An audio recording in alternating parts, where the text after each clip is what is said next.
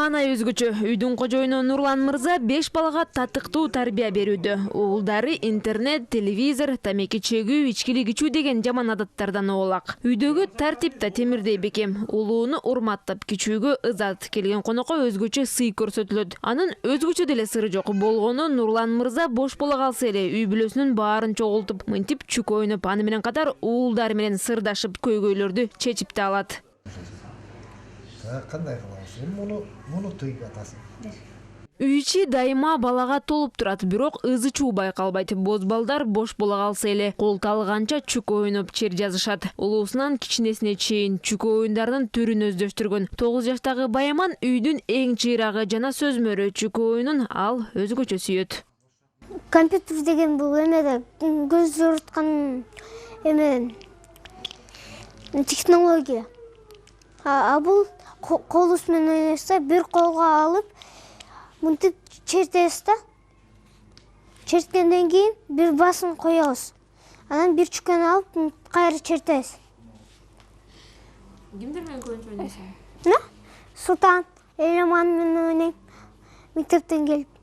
Үйдүн куту Сара апа балпайып уул кызынын сыйын көрүп, неберелерине туура жол көрсөтүп, өзүнчө жөлөк балдарынын мындай ийгиликке жеткенине өтө ыраазы. Бардыгы бабалардан калган ыйык мурастын негизи дейт. Кезинде 10 баласына тарбияны чүкө оюну аркылуу бергенин жашырбайт. Айтымында бала менен жакын болуп, мүнөзүн жакшы билүүгө, акыл эсин өстүрүүгө кыргыздын чүкө оюну көп жардам берет.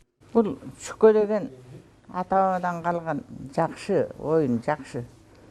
Көңүлдүү, эл журт менен аралашкан, балдарга да, чалдарга да деги эле жалпы ойночу. Мына ошо 1980-денби менден мурункулар ойночу. Баягы чүкөлүү жиликтердин чүкөсүн чогултуп мал сойгон сайын. Аны тазалап, балдарга берип, шырдак ала кийиз боёгондо боёкко салып, түрлөп ар кимисине берип. Ошентип чүкө чогултар элек. Анан бул балдарымдын атасы экөөбүз эки жакка бөлүнүп алып, балдарды бөлүп алып. Упай ойногондо ала кийиз шырдагыбыздын баары жыртылып калчу. Таң атканча ойночубуз. Кадимкидей урушуп, кыйкырышып, каткырышып, деги бир сонунда көңүлүң ачылып. Жумуш иштегенде да болосуң, колуң тынбай момунтуп турат. Минтип турасың. Уядан эмнени көрсөң, учканда ошону аласың дегендей. Сара апанын уулу эми мынтип ата-эне тарбиясын улоодо. Муну менен эле чектелип калбастан, Нурлан мырза эми чүкө оюнун кайрадан жандантып, дүйнөгө таанытууну максат кылат. Башкалардагы кыргыздын чүкөсүн ойносо деген үмүтү чоң. Өзүнө окшогон санаалаштарды топтоп, чүкө оюнун жайылтуу үчүн жаңы уюм түзүп, белсенип турган чагы. Бизде үйдө 5 бир тууган эркектерден 5 бир тууган болчубуз. Апам кыздардан 5 кыз. Апам, атам баарыбыз чогултуп алып туруп, ошол жерден биз упай ойночу элек.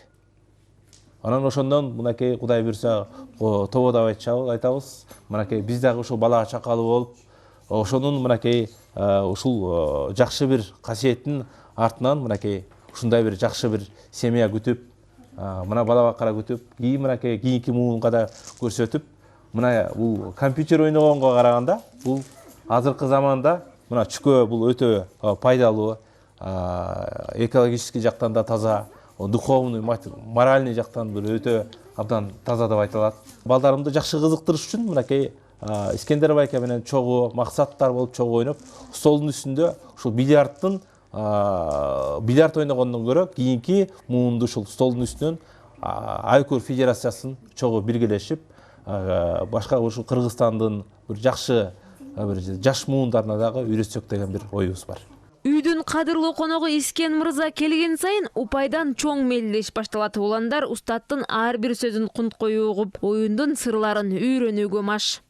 Ошондо мына баштадык эле мына бул жерде биринчи жолу ата баштаганыбызда карайбыз дагы мына эки чикти атканда мындай атабыз. Айкурдун 20дан ашык түрү бар. Эң эле көп ойнолгондору канталамай, упай, кыйыр жана 3 тапан. Деги эмнесин айтасың? Ар бири бири-биринен өзгөчөлөнүп, өзүнчө кызыктуу. Бул кан деп эсептелет, упайда кан коюлат, кызыл чүкө, кызыл боек менен боелгон чүкөнү кан деп айтылат. Бул оң чүкөдөн жана сол чүкөдөн болот. Анын жолдошу. аталык же болбосо вазири жанында жүрөт. Ал эми ар бир кишиге бир басым деп коет, 3 чүкө бир басым болот. 30 басымдан 40 басым, 50 басымга чейин коюшкан. Анткени 50 басым койгондо үй бүлөлүк мындай бир кандай десем болот, экиге бөлүнүп, же болбосо коңшу менен коңшу келип, ошол жерде кыргыз өзүнүн сүрүн же болбосо бир согум союп, ошону салып коюп туруп анан отуруп ойношкон да. Бул жерде мында акылды өстүрүүчү, кандайдыр бир тарбия, таалим берүүчү мааниси зор оюндардын бири да.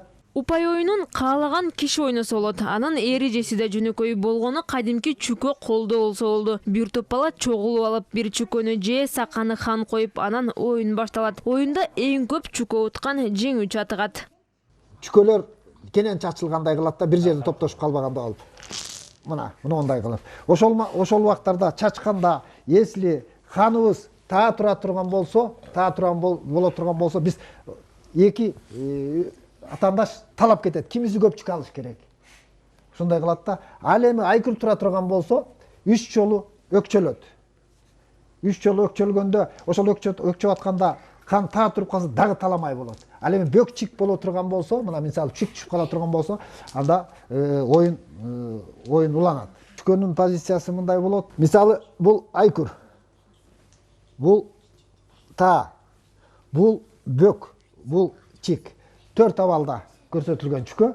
Айкүр оюну ордого өтө жакын. Тагыраагы ордо оюнунун башталышы. Андыктан балдар чүкөнүн сырын жакшы билген соң гана ордодо ойной алышат. Анан калса чүкө оюнун эл башкарган даанышмандар да ойношуп, мелдеш учурунда мамлекетке тиешелүү маселелерди чечишкен. Колдо түз болуш керек. Чүкө оюну тапкычтыкты, жөндөмдүүлүктү, шамдагайлыкты талап кылып, кыраакылыкты арттырат. Андыктан ал эч качан өзүнүн актуалдуулугун жоготпойт. Ата-бабаларыбыз бул оюнду шырдактын үстүндө ойноп келген болсо, азыр бул оюнду жаңылантуу, жандантуу маселеси турат. Албетте, бул оюн эми бильярдтын столунун үстүндө ойнолмокчу. Биз азыр ошол бильярдтын столуна бармакпыз, чүкөлөрдү чогултуп алып. Бул оюн албетте өз учурунда шахмат менен бильярдка атаандаштык кыла алат. Кеттикпи балдар? Айкүрдү кантип жандантуу керек? Чеберлер бул жөнүндө бир топ ой толгогон. Ар ойлонуп, бер ойлонуп, жыйынтыгында бильярдтын столунун үстүндө ойноп көрүүнү чечкен. Көрсө, столдун үстүндө ойноо өтө ыңгайлуу. Анан калса, оюн өзүнчө жандуу болуп чыга келет экен. Эми демилгичилер бильярд столунун үстүндө ойноонун жаңы эрежелерин иштеп чыгышууда. Столдун үстүндө канталамай, жерде кандай ойнолсо ошондой эле ойнолот. Мында өзгөрүү жок.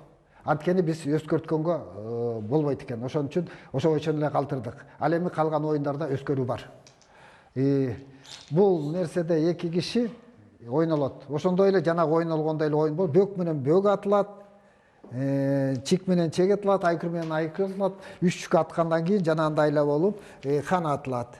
Бул оюндун 20дан ашык түрү бар. Учурда анын 3 түрү гана ойнотулат. Жакын каралыкта башка түрлөрүн да жандантууну максат кылышууда. Азырынча 3 тапан менен кыйыр столдун үстүндө ойногонго жарашып эле калат.